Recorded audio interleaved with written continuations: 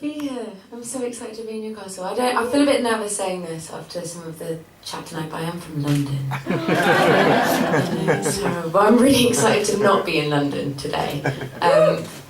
And I'm going to start with a poem about that, just so that you're very aware of how much I dislike the place. So I'm going through a bit of divorce with London, and this is why. This is called Playfair. I look around the table at the faces of my friends, then down at my lap at the clump of crumpled notes I have to spend, and I'm shocked with how little remains.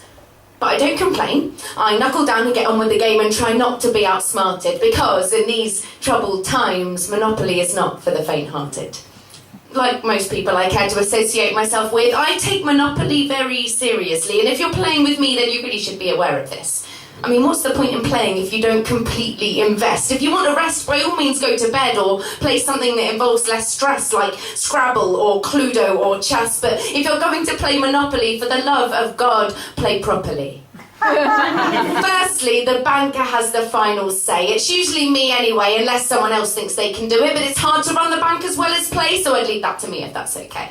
Secondly, no underhand dealing. I know it's tempting, but try to think about how the other players might be feeling. And thirdly, no stealing. It's just rude. If you're in jail, you can't buy or sell, but you can charge rent. If you unmortgage your house, you pay back what you've borrowed, plus 10%. If you can't afford a mortgage, you'll be charged £500 a month in rent for a studio flat, and £40 in council tax, and 20% in income tax, and £30 a month to British Gas until your overdraft is maxed. But don't worry, you're about to pass go. That's £200 tax-free income. Just keep it on the low, put it in an ISA, and HMRC will never know. If you're getting the tube, you stand on the right. You keep an eye on your belongings and your iPhone out of sight. You avoid eye contact and don't make conversation. Just keep your head down and your mouth shut until you reach your destination. And if no one owns it, you can buy it. There's nothing more lucrative than owning a station. But the dice doles out a different fate. It's sending me to Angel, but I'm running late, and my Oyster card's not working, and the Northern Line's a state, and as I sit on the bus replacement, I think, I'm losing this game.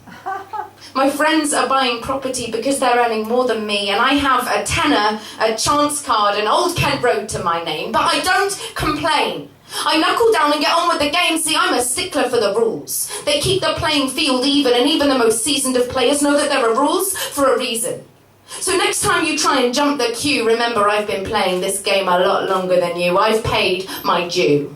I've worked the night shifts in crummy bars on minimum wage. I've lived next door to lunatics and drunks and even a brothel at one stage, but I'm in this for the long game.